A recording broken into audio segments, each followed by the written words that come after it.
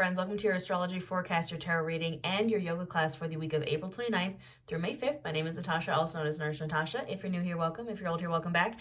This is a collective reading as far as the tarot goes, so it's for the collective. So congratulations if you made it here. You're part of the collective. You're here to hear this. I set the intention before I do these readings that this finds who it needs to. So yeah, like I said, this is an astrological forecast, so we're going to go through the major astrological transits for this week, again from April 29th to May 5th.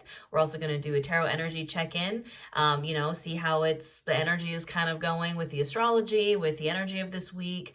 And then we're going to do a yoga class at the end. So I am a plus-size, accessible, trauma-informed yoga teacher. I put out classes for everybody here on my channel. I kind of like to just channel the energies of the astrology and of the tarot into yoga so we can kind of embody the energy in a more physical way. If you don't want to do the yoga class, you totally don't have to stay around for that. That's just an added bonus if you'd like to do it. Let's just get right on into it. We're going to talk about the astrology and then get a little bit into the tarot and see how those are kind of connecting. Now, congratulations, my friends, because we made it to the end of Mercury retrograde. Mercury retrograde actually ended on April 25th, so last week, right after we had this really big full moon in Scorpio. So last week's energy was very transformative. It was kind of heavy. I don't know how y'all felt, but for me, definitely, maybe it's because I'm a water sign, that full moon in Scorpio hit me. I'm a Pisces, but anytime there's a full moon in a water sign, it just really gets me. So we had our full moon in Scorpio, and then a couple days later on April 25th, Mercury went direct. Now this does not include the shadow period, so Mercury is still in its shadow period. It's just a little bit, it's less intense than the actual Mercury retrograde, but Mercury retrograde is over. Congratulations. You'll begin to see kind of forward movement again. When Mercury goes retrograde, it's a time for reflection. It's a time for old lessons, people, places, things, energies that come back and are like, are you sure about that? You sure you didn't want this? And then when you're like, okay, yeah, no, I'm sure. It's like you always hear Mercury retrograde, like, don't text your ex, or your ex is probably going to reach out and text you. Like, did you pass the test? Whatever it was that came back from the past, or whatever it was that maybe caused frustration. So usually around tech, travel, communication, because that is what Mercury rules. We find that our car breaks down and like technology isn't working and communication gets like screwy, especially because Mercury is in Aries, and that's when we're retrograde in Aries. Maybe some fiery communication, miscommunications, like that was the past 3 weeks, and it's finally direct, so you'll start to see that get less and less. The energy is going to get a little bit better around tech, travel, communication. Again, we can kind of get like forward movement again. And that full moon in Scorpio that we had was a massive release, emotional release. It was kind of the end stage of the transformation that began during eclipse season. So we just had our eclipse season. It was on the Aries Libra axis. We had a lunar eclipse in Libra. We had a solar eclipse new moon in Aries.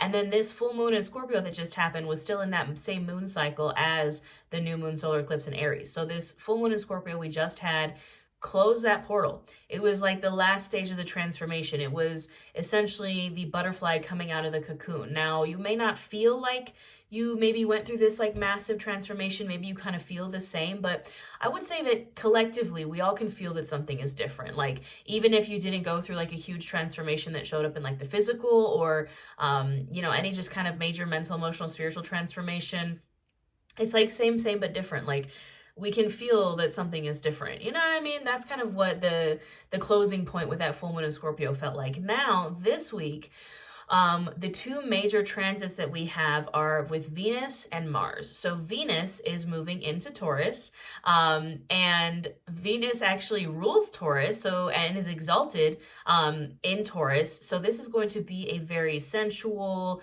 Venusian, truly passionate type of energy. Like, Venus is our planet of love and relationships and beauty, and being that it's moving into Taurus, it's moving from Aries to Taurus, it's going to feel at home. You might notice in your relationships, they get very lovey-dovey. You get gifts, you want to give gifts, like it's very material. Taurus is like the material, the possessions. But on the flip side, you might notice that relationships are maybe getting a little bit more possessive, right? It's not good or bad energy, it's just energy, my friends. But all in all, Venus into Taurus is a very beautiful, luxurious, lavish, sensual time for love and relationships. So I'm not mad about it. The other thing that we have happening this week is Mars, our planet of aggression, conflict, and also passion, is moving into Aries. So, and Aries is ruled by Mars. So like we have two planets moving into the signs that they rule. So, it just kind of amplifies that energy. And Mars and Aries, again, it sounds a little scary because, you're like, oh my gosh, like Mars, the planet of anger, is moving into Aries, the sign of like anger. Aries always gets the bad rap for being like angry. I just think they're passionate. I'm an Aries Mercury, so, But it's going to be very spontaneous energy, forward, again, that forward moving energy, courageous, bold. Like, there's nothing wrong with being a little passionate, with being a little fiery. However, we need to watch out for the kind of negative ways that those traits show up, which is like arrogance and angry and a little bit too forward, So it's just kind of, I feel like with Mars moving into Aries and Venus moving into Taurus, the thing that we have to watch out for is overindulgence, whether it's overindulgence in relationships, overindulgence in the material and the sensual and the Taurus Venus passion, or overindulgence in like the forward movement and the passion, like maybe doing too much too fast too soon. So I think that's all we really have to watch out for this week. It's not terrible energy. Like I said, Mercury is direct now, and yeah, that's kind of what's happening astrologically. Remember, this is a collective energy. Again, when the planets are shifting, it does affect us all as a collective. However, it also depends on your own personal birth chart, what's happening in your chart. My favorite website to get a free birth chart is Cafe Astrology. If you're like, I don't know, I only know my zodiac sign, that's your sun sign. If you know where you were born, the time you were born, your date of birth, you can plug those in and get like your full birth chart. Anywho, let's get right into this tarot reading. So I've already shuffled this deck. This is the After Tarot. It's one of my favorite decks. It's like 1 second after the traditional tarot. Also, don't mind this just happened today. RIP, it happens. I'm getting it fixed later, but just pay no mind to the broken nail. We don't see her.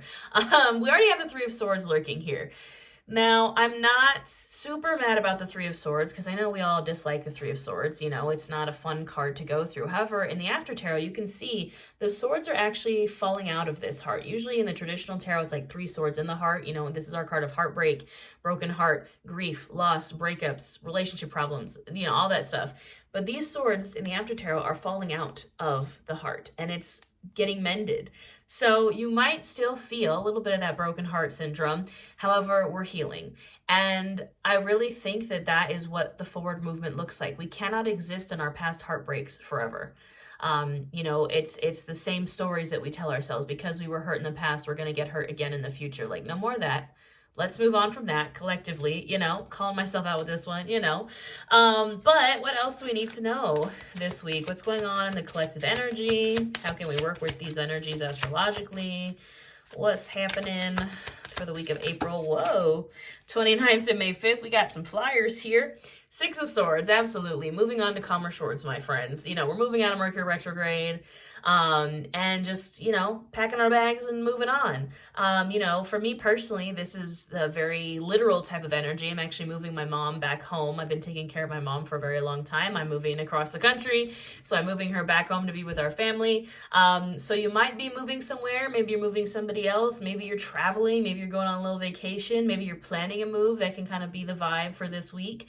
But yeah, you're getting in your boat and moving on. And it doesn't even have to be physical, right? The 6 of Swords is also can be a mental shift. It can be anything where you're deciding to move on to something calmer. It's like, what are you deciding to put in that boat? Like, what's coming with you and what's getting left behind on the other islands? You know what I mean? It's like a very discerning type of energy. What else do we need to know as we move through this week? What's the energy look like? What's going on?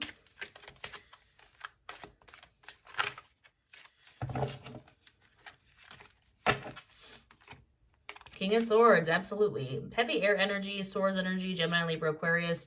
Like I said, maybe it's in the mental space that you're like moving on. We talked about at the very beginning, like the 3 of Swords, moving on from that heartbreak, moving on from those old stories that we're kind of telling ourselves because of past heartbreaks and past losses and hardships that we've gone through. We're moving on, we're healing, we're moving forward with mental clarity. King of Swords, he's the king of the intellect, the mental clarity. You know, he's able to think with his head over his heart.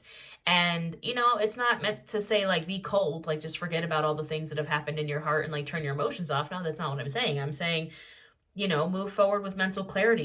You can look at these things that you have been through in the past and these heartbreaks and be like, you know what, that's the past. You know what's funny is I had this thought before I even started filming this.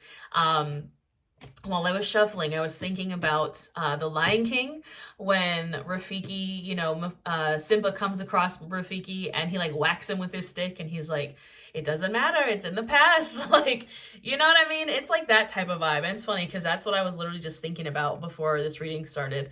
I channel a lot through like pop culture stuff, and now here it is. And yeah, Five of Pentacles. I feel like this is the past. Like, we've been hurt in the past. We've been broken in the past. We've been broke in the past. We've been sick in the past. We have gone through the being out alone in the cold in the past. Again, it's very like Simba was in exile, right? Before he came back because of what happened to him. Like, I can't even watch The Lion King anymore. I mean, I love The Lion King, one of my favorite movies ever, but it's so hard for me to watch because I've lost my father. So like seeing Simba lose Mufasa, I'm like, I can't watch it. It's just, ugh. But then he goes into exile because of, you know, what Scar and like the trauma he went through and whatever. Simba goes into exile. And that's the Five of Pentacles, is like exile, right? And it's like, you can't be there forever. You can't be in that heartbreak forever, my dudes. Like, we got to come out of it. We got to come out of it, because at some point, if you stay in that energy, Ten of Swords, it's just going to drive you to nothing. Like, if you stay in that Five of Pentacles, Three of Swords energy, eventually you're going to end up at Ten of Swords. Dead, done, over with. Like, 0 out of 10 would not recommend. Like, you cannot just keep, you know, reliving that same story over and over again. And the thing is, it's like, it's not necessarily a story, right? Because it's things that you've been through. It's things that, you know, that have happened to you.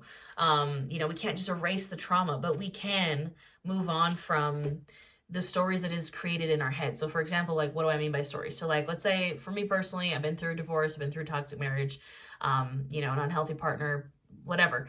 And I could tell myself forever that, like, because that's happened to me, like, I don't deserve love, or that's how it's always going to be. But that's a story. That's not the truth. That's a story based on what happened to me.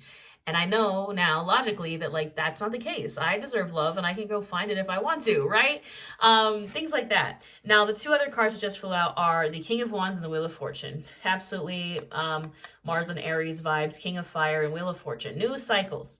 New cycles. If you want a new cycle, you're tired of being stuck in the old, the Five of Pentacles, Three of Swords, those old stories, it's up to you to get yourself out of there. It's up to you to maybe take some risks, to go be a little bit bold, courageous, passionate, forward-moving, Mars and Aries, to get out of that, to kickstart your new cycle. Wheel of Fortune. The Wheel of Fortune is a new cycle. It is a turning in fortune.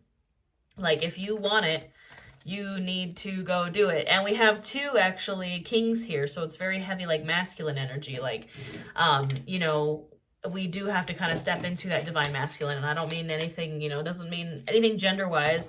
It's just the energy, right? The, like, hard, not hard, but, like, harder, whereas the feminine is softer, like, harder, big boss energy. Like, the emperor is the culmination of all the kings, so it's like that, being a leader, leadership, being bold.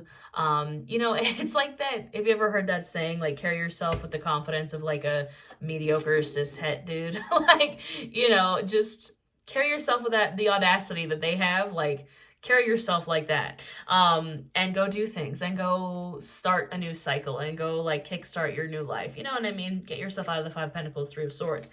Now we're going to clarify with the Botticelli Tarot, which I think just embodies the Venus Taurus vibes, right? You know, it's like the classic Renaissance art. It's very luxurious, very Venus. And guess what? Guess who's at the bottom of the deck? I kind of have to censor her because, you know, she's a little naked, but there's the birth of Venus right there at the bottom of the deck. And this is the World card in this deck. And I think that's so amazing, because usually the World is the end of the cycle, right? The World, so the entire major arcana of the tarot starts with the Fool. That's the start of the journey. The World is the end. We start with card 0, the Fool. We end with card 21, the World. That is the end of the major arcana. That's the end of the Fool's journey, the hero's journey. But here it's a birth, you know? Again, kind of censored. It's a rebirth. It's the birth of Venus. And I love that because it's kind of similar to the death card and what we just went through with that full moon in Scorpio. Death and also rebirth. The end of the cycle, the start of a new cycle. The end to the old stories, start of a new story. You know what I mean? I love it. I think that's, nothing wrong with a little death and rebirth, a fresh start, if you will. What else do we need to know? What are the other energies at play here this week? Knight of Wands, again, we have lots of wands, lots of fire, charging, full force. We have the King of Wands and the Knight of Wands. Time to go on adventure, time to be bold, time to be courageous, time to light a fire under your butt, time to go do the dang things. I just realized the Knight of Wands.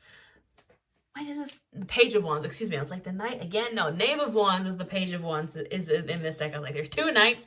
We have the Page of Wands and the Knight of Wands. You should be figuring out which adventure you want to go on and getting on your horse and going and doing it. Like, now is the time for forward movement. Mars and Aries. Like, go watch the Shia LaBeouf Just Do It motivational video if you want the energy of the Mars and Aries. Ace of Wands. Wow, look at all the wands we have here, my friends. Just do it. Take that wand. The Ace of Wand is the spark, right? The aces are new beginnings and wands are passion and creativity. So the Ace of Wands is like this new spark, this new passion, this new fire lit under your butt. And you should grab a hold of that. It's interesting here because in this Ace of Wands, this person is almost like handing them a wand. Take it and charge with it. Take it and run with it. Like, it's time to be a little bit bold. And it might be, maybe to others seem a little chaotic and like, maybe they don't know which direction you're going in. They're like, wow, you just grabbed a wand and started running. And like, they don't have to understand as long as you understand, All right. What else? What else do we need to know? Just a couple more clarifiers, please.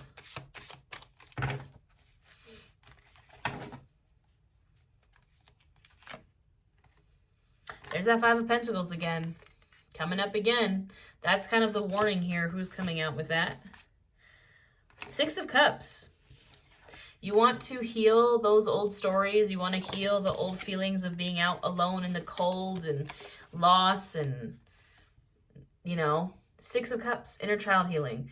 Doing what makes your inner child happy. Doing what makes you feel like soft, sweet, kind love.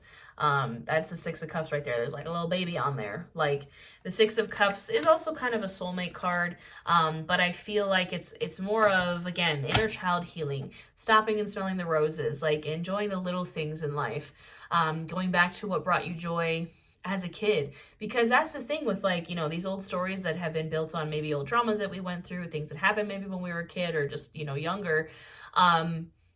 We can't let go of all the things that made us this way, right? Because like certain things that we enjoyed when we were a kid, just because like, we also may have gone through traumas and stuff when we were a kid. It's not like we're going to just erase the entirety of who we are or who we were, right? We're still holding on to the things that we enjoyed in childhood, even if we had a difficult childhood. Does that make sense? Like the things that you enjoyed even when you were going through the hardships and the Three of Swords and the Five of Pentacles, like you don't have to get rid of all of it. You don't have to press Ctrl Alt Delete and delete and erase it all. Go back to the things that make you, that make you happy, that fill your cup, that like, make that inner child feel joy. That's how we start to heal the old heartbreak and how we kind of start to build old stories. If you don't know which direction to go in, go back to what feels good, like the things that you like enjoyed before. Because you don't have to, I'm hearing like you don't have to let, if you've been through the traumas and things, like you don't have to give any of your power away to other people, or like the things that made you, like they don't just get to take that because maybe they put you through some sort of trauma.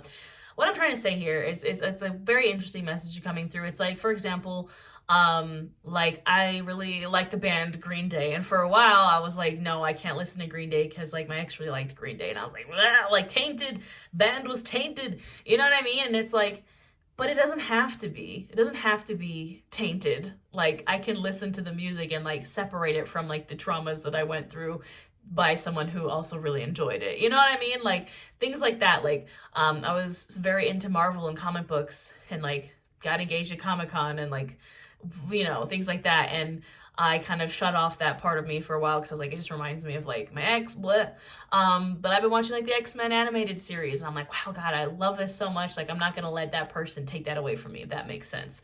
I'm just throwing cards. I just threw them all onto my desk.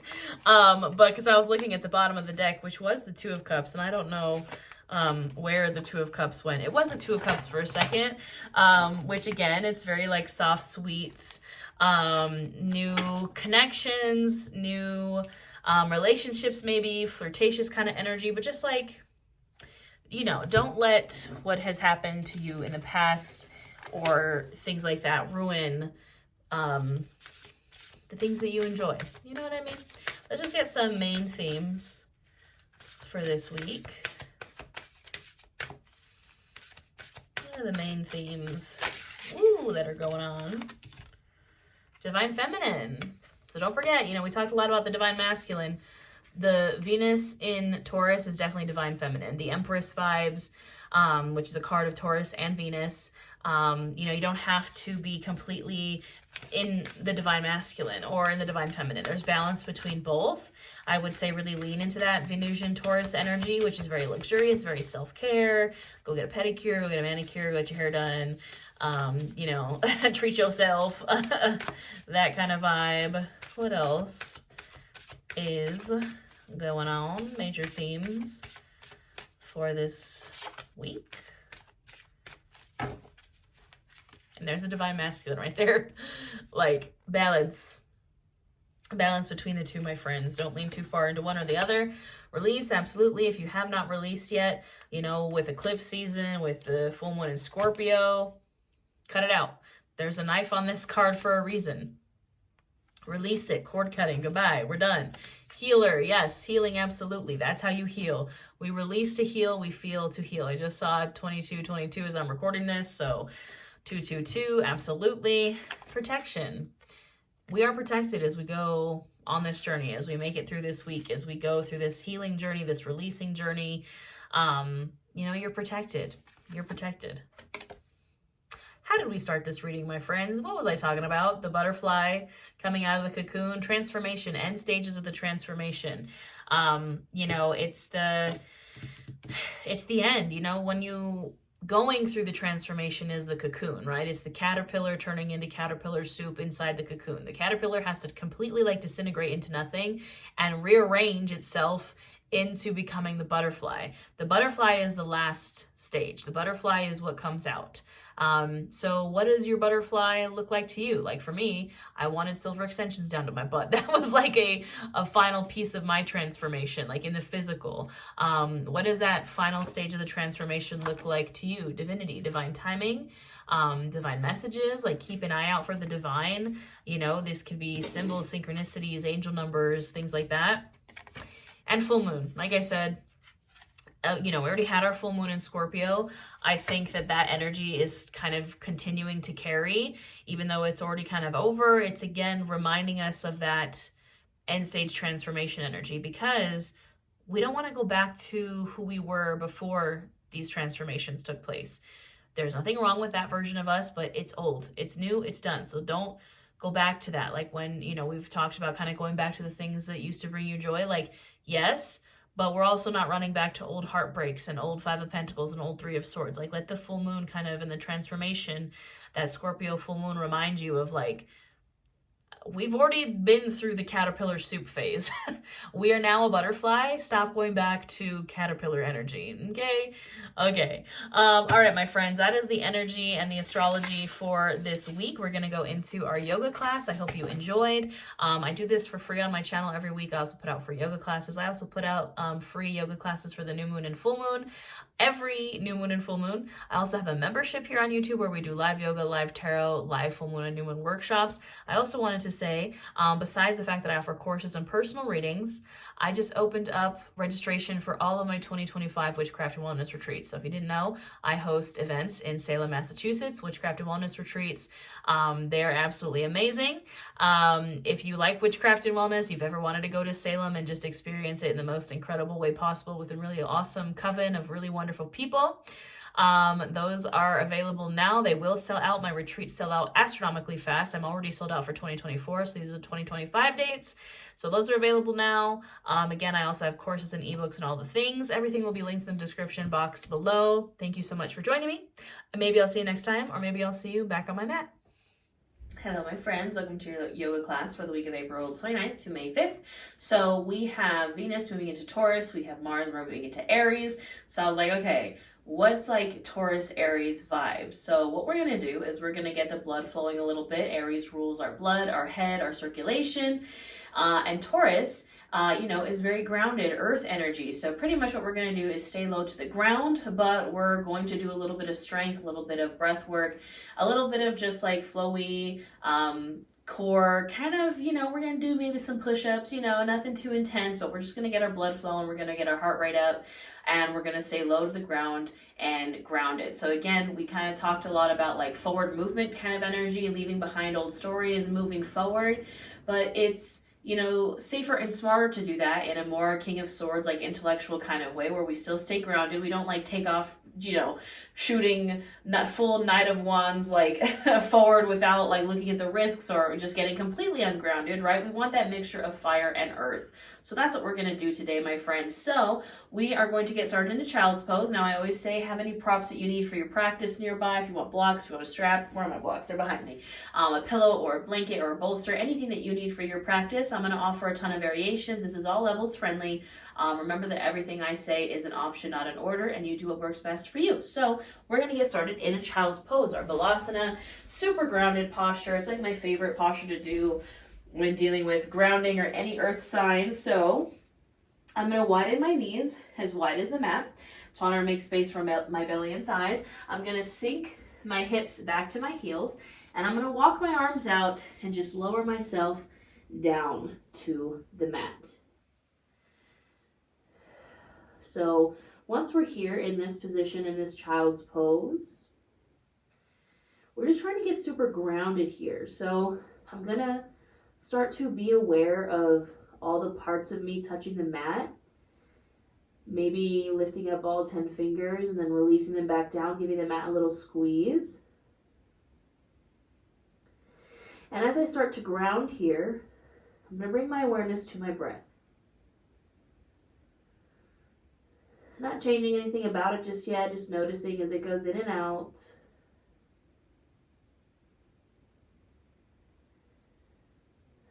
Using my breath as a tool to bring me to the right here, to the right now, to the mat. Just taking this moment for yourself.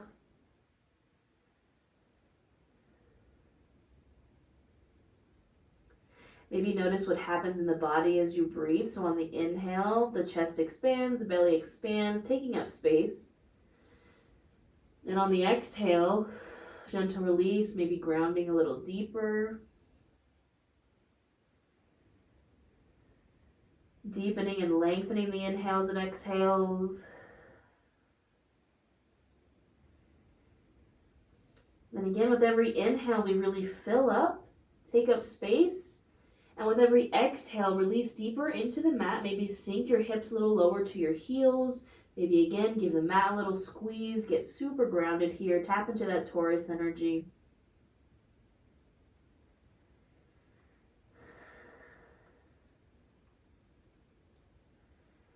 You can continue to breathe deeply here.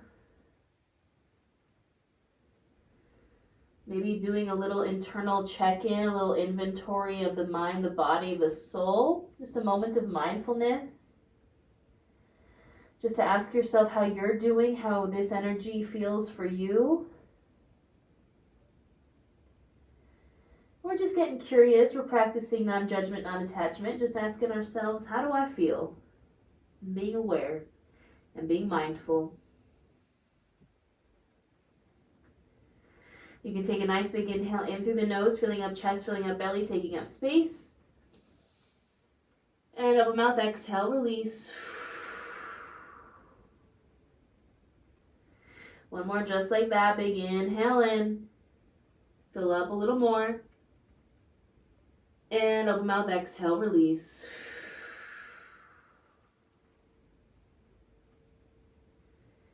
You can let your breath return to normal here.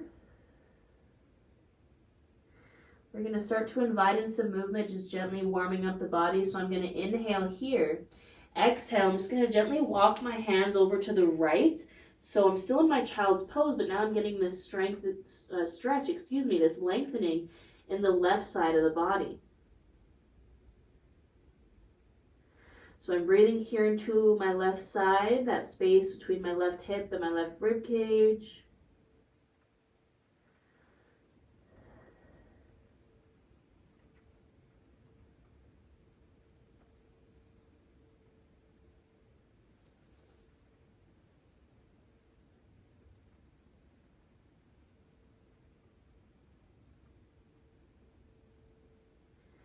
On the next inhale, gently walking my hands through center and then over to the left. So now I'm breathing into that right side body, creating space there. Nice big inhales and exhales.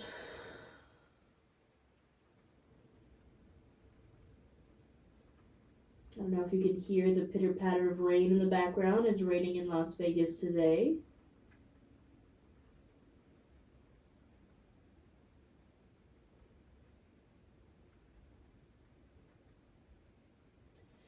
On the next inhale, gently coming back to center, exhaling here. And then on the next inhale, you can gently rise up to a tabletop position. So taking your time, moving with intention. My shoulder, elbow, wrists are stacking. My hips are stacking over my knees. I'm on my hands and knees here.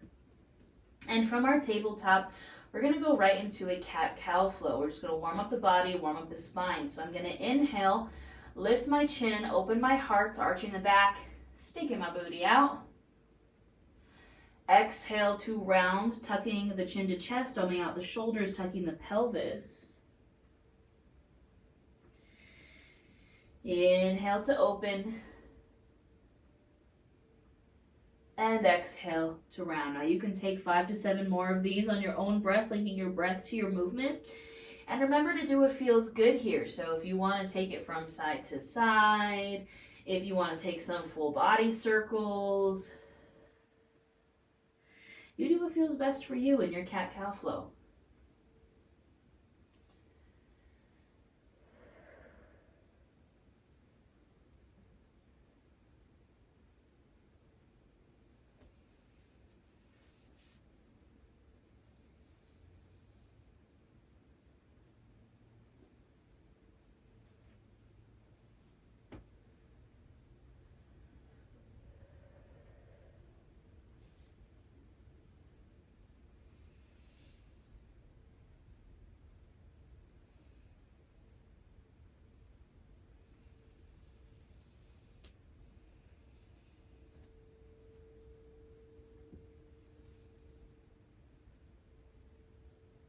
Now you can finish up this last round, returning to a neutral spine. We're going to start with some flows here to just warm up the body, to get a little strength training in, to get that blood flowing. We're going to start with a little twisty flow. So I'm going to start with my right hand. So I'm going to lift my right hand up off the mat. I'm going to inhale that right arm up and open. So I'm opening out to the side. On the exhale, I'm threading this right hand underneath the left arm, but I'm not coming all the way down. I'm just reaching underneath that left arm. Inhale to open up. Exhale to twist. 3 more on this side. Inhale, open. Exhale, twist. Inhale, open.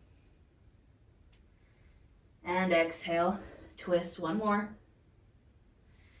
Inhale. And exhale. Inhale. And exhale, release that right hand down. We'll take it to the other side. So on the inhale, I'm lifting this left arm open. Exhale, I'm thread the needle and twisting. Inhale, open. Exhale, thread. Inhale, open. Exhale, thread, 2 more. Inhale. And exhale.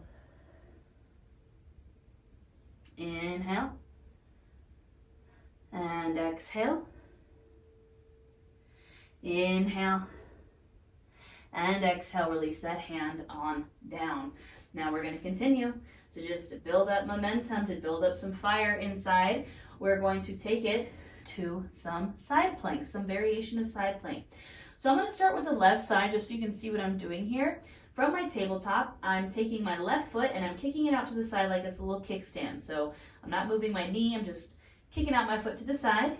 I'm going to shift my weight over to the left side, extend my right leg back, and open my right arm up. It's a variation of our side plank. So I'm engaging my core here. Now, option if you'd like to lift this right leg up off the mat, point or flex the toes.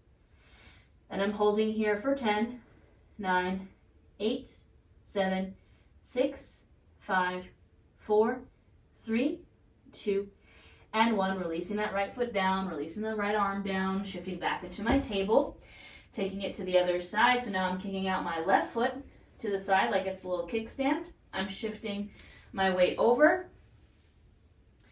Left leg extends, left arm extends.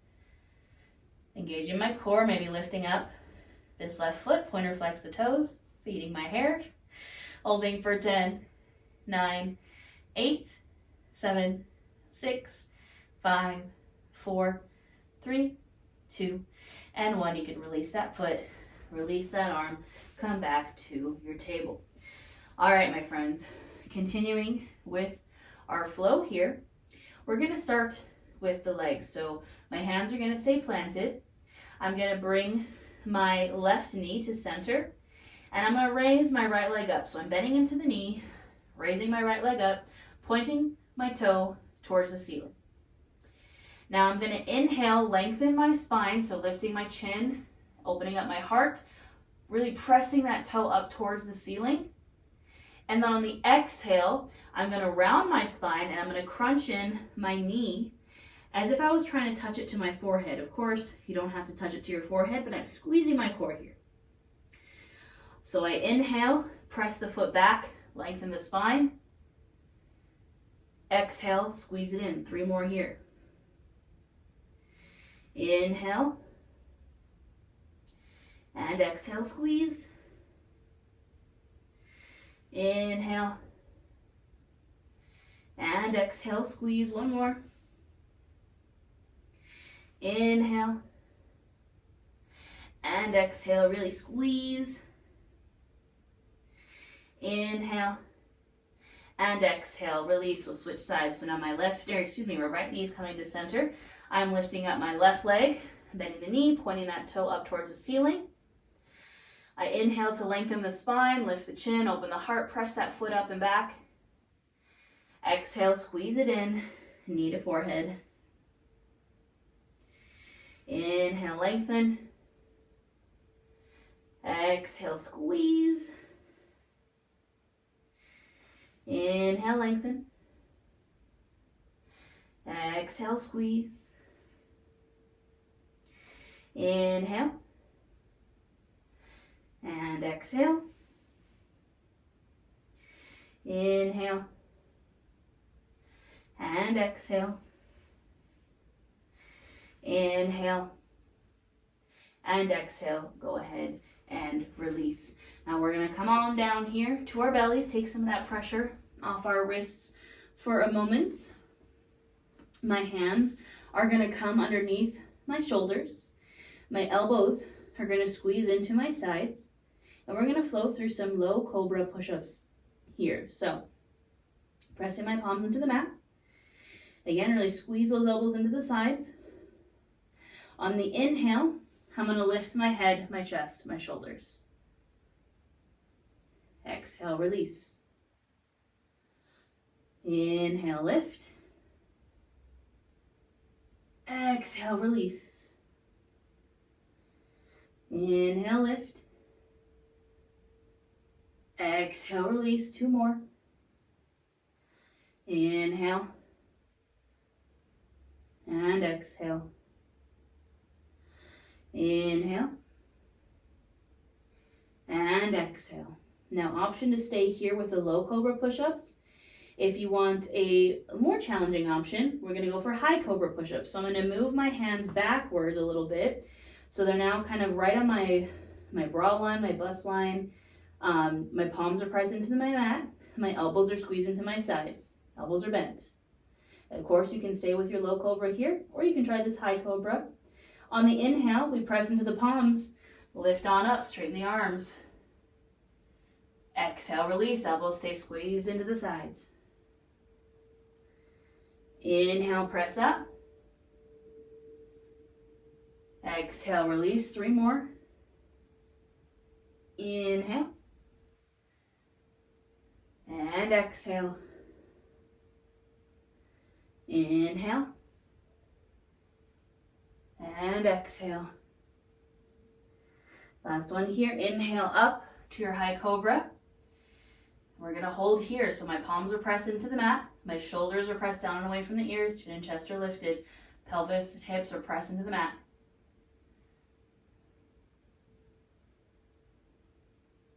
Nice big inhale here. Exhale, finding a child's pose. So knees widening, sinking those hips back to the heels, lowering on down to the mat. If you'd like to take some pressure off those wrists, you can turn the palms, so kind of twisting at the forearms, the wrists, palms facing up now. And we're sinking here, down into the mat. Nice deep breaths here as we ground ourselves.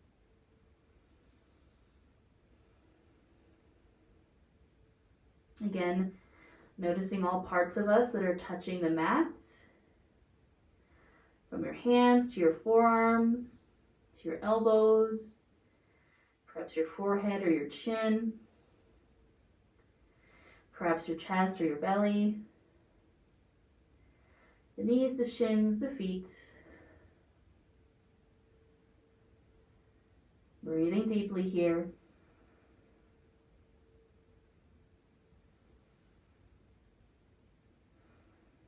And this is where I will leave you, my friends. We got our blood flowing. We got our heart rate up a little. Now we're back to our grounding. I encourage you to spend at least 5 to 10 breaths here in this child's pose.